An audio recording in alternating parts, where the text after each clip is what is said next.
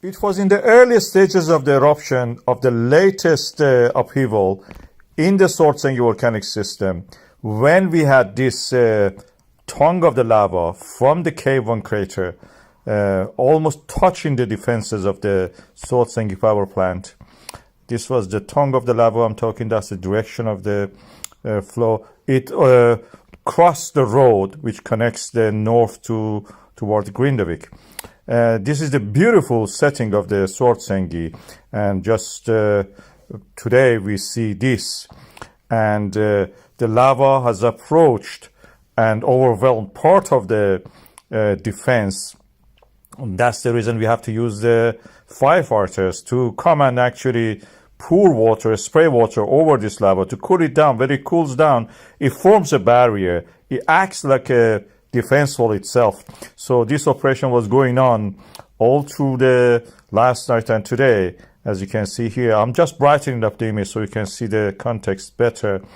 These are all from MBL. The beautiful map they have provided to shows that.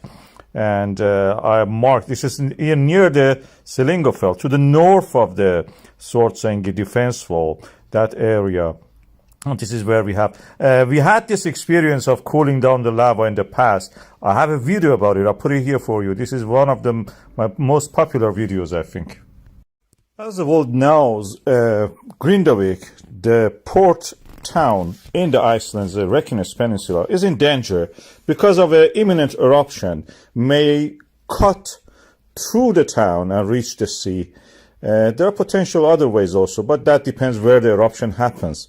We have the swarms of earthquake, and a seal is formed under the Grindavík up to the Svartsengi power plant. We are trying to save the power plant, but not yet the town itself. This is not something new. Heimaey Island in Iceland in 1973 was in the similar situation. We had a volcano eruption there. It was one of the iconic times in the volcanology, because for the first time we tried and we successfully stopped the lava flow by pumping water onto it. The lava was almost covering 1/5 of the town, and we tried every second 400 liters of water was pumped and also directed by laying pipes onto the town. This is the iconic image of my time, and is world famous probably. Before the water and after the water went there, we pumped it over there. It solidified the lava, stopped it from moving, and then we were able to clear the town, the port. And now, even after all those years, the town is back on its knees. The fissure that erupted, you can see the black line coming from diagonally, and you can see in the aerial photograph of the area, this region, how it affected the whole town. This is very similar to what we have in the Grindavík today, and it is quite possible that we will successfully can stop this lava flow by pumping water. We need very big, powerful pumps. I have videos about the situation where lava flows enters the sea, and what happens when such a thing happens. And also before that, with the lava boats that can put life and property in danger. Apocalyptic views of lava flow from the Cumbre Vieja volcano. Now 2 months has passed. Volcano has not stopped. It's coming directly from the core mantle boundary, like a welding torch, made a hole in the Atlantic Ocean and created the La Palma originally. Now is adding to the landmass of the island. But the lava is flowing down the hills, going toward the ocean. This is the flow that nothing can stop it. I will show you a map that shows how it moves toward the sea, where it has covered actually. When it reaches the sea, it just looks like Jurassic Park. Things are falling down, rolling down. The seawater waves are coming toward the headland created by these lava flows. Any moment you may see a dinosaur coming out of there, or King Kong. And that is how it looks. This is a 3D model we have created, and it shows the lava flow where it ended up on the sea. The older ones, you can see that they are created layered lava as cliffs that we see. It's an apocalyptic view. It's a very strange phenomenon.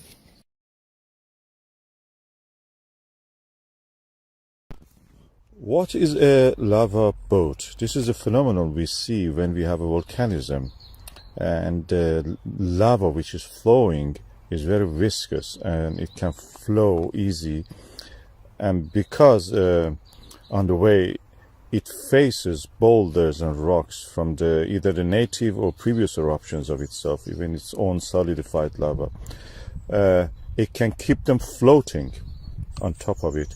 They're less dense than the lava flowing underneath, and they float on it and they can be carried by the flow of the lava. As you can see, it takes a while sometimes because the level of the slope of the flow is not much, but then they enter a pool of lava and you can see that they float on it. This one was sinking almost, and as you can see here, it can be blocked even in the lava channel when the sides of it are solidified and forming a kind of barrier like a groove. Inside of it, the lava is yet hot and flowing. It can carry pieces of its own wall. This is also again from the La Palma. As you can see, huge. That boulder is probably near 10 to 15 meters. And there are examples of it in elsewhere.